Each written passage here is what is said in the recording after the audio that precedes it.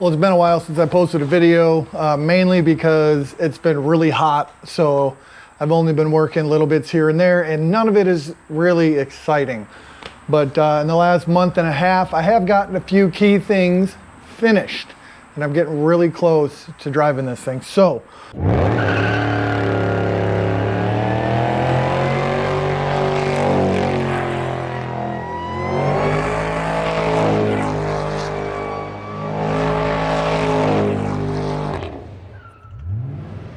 the main things I've done is the engine starts and runs, and that's great.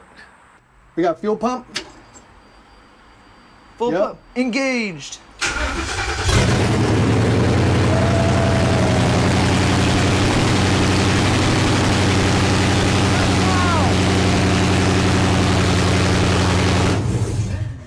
That is fucking loud. But I don't have exhaust, so it's super loud, and I haven't ran it for too long. But I got the radiator filled up, and I got the power steering all hooked up, and that's nice. I just did the brakes last weekend and this weekend and plumbed everything from the front, and my master cylinders were bled and all that stuff, and I installed my line lock. I put my line lock on the rear. That way I can lock it out before hitting the brakes, so I can do burnouts and control the truck with the front brakes.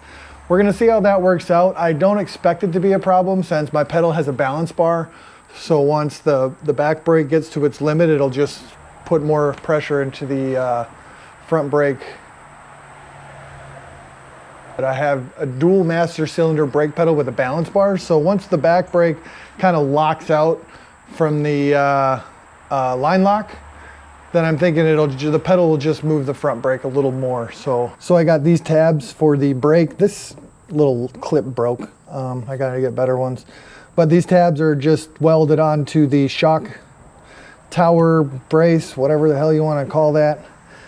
And then I got my T right here for the brakes, and the right side goes along the back of the cross member there. And the master cylinders are on the pedals, so the remote reservoir goes in here to the pedals, and out here, this is the rear, this is the front. I still need to clip these together, I just don't have any hardware for it. I got another tab right there for my brake on that side. And then I got my T right there for my brakes. And just got the hard line going to that side, and then just from this side, it's just a soft line all the way to the T. And then I got my soft line from the axle. Got my soft line from the T in the axle. I got another beager deager right there, a little tab. And then my line locks right there. There, and here's the wiring I'm going to use for the line lock, so that's going to have to get wired in. It's just not wired up yet. I also ran the air system. I ran all the lines and got all the wiring, and I got the compressors hooked up, and everything works. I just need 2 fittings in order to hook up a drain system for the tanks so that it'll build pressure. And then my air line comes here. It's not touching anything. I'm still going to butterfly it to here just to kind of hold it in place up here. Same thing with the other side. Air lines on this side are running straight back with the fuel tube, and the air line on this side is running back with electrical. And none of this is touching anything. No air line, no wiring, and no fuel tubes are touching anything rigid that it could vibrate on and wear and damage. I am going to have panels right here that I can remove. So of course this part's going to hinge, and then a panel on each side is going to remove so I can maintain these if I need. All my relays for the air system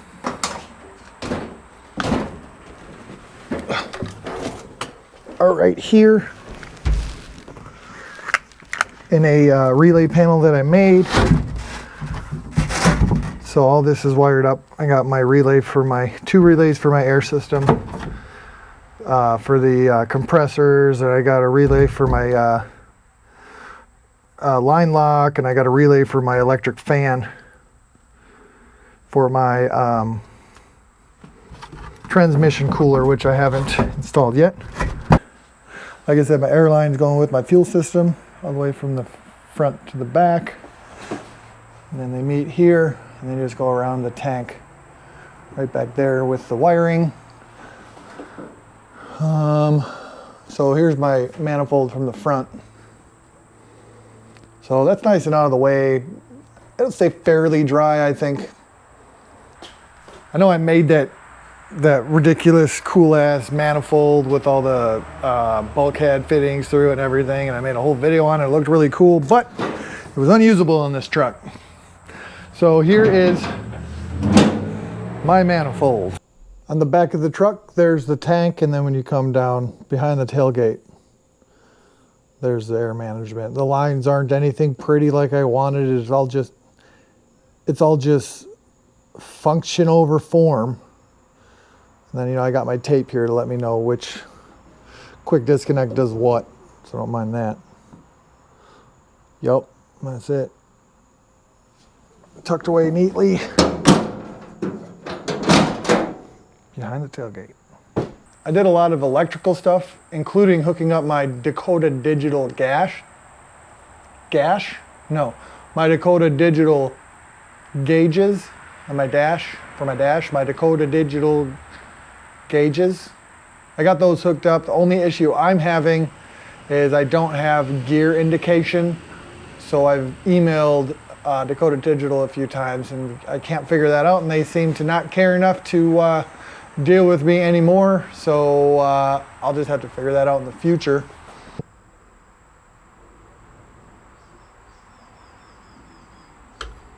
So my fuel gauge will work. My oil pressure has its own setting unit. That will work. Voltage is coming from the Coyote harness, and the temperature, the coolant temperature is coming from the Coyote harness. RPM and speedometer are both coming from the Coyote harness. Yeah, so if I wanted to right now, I could drive the truck forward and back. The only reason I haven't is because in order to do the brakes, I put it up on jack stands, and I figured this will be the last time the whole truck's on jack stands, so I'm going to do the exhaust before I set it down. And that's the last thing I need to do under it, I think. Yeah. And for exhaust,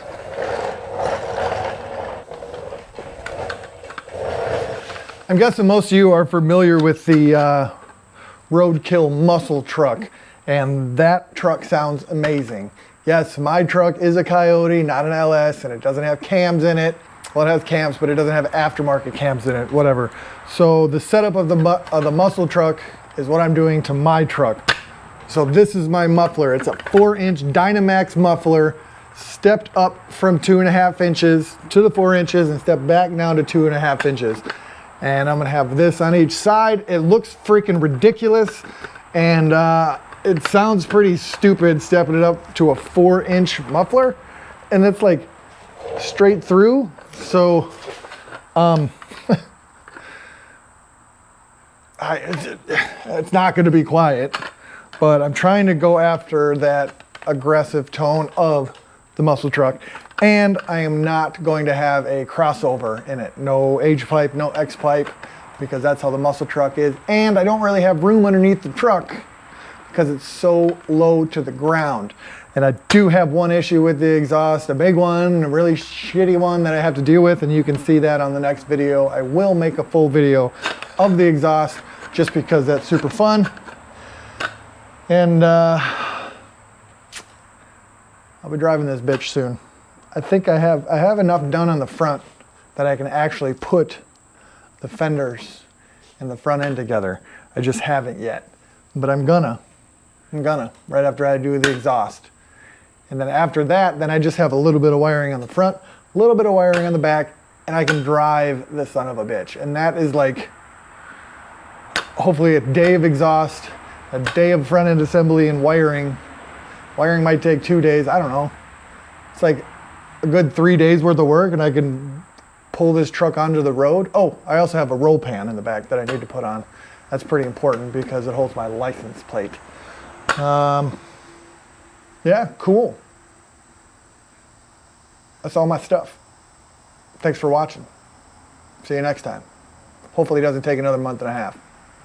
Peace out.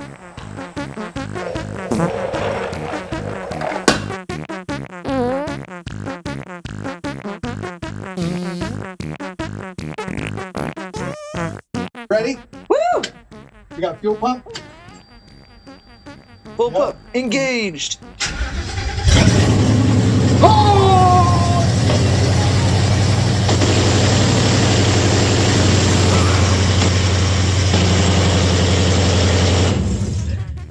That is fucking loud. That is Woo! really loud. My wells are damn. Way to go, buddy. It worked. God, Yeah. Hell yeah. it's good, and it shut off.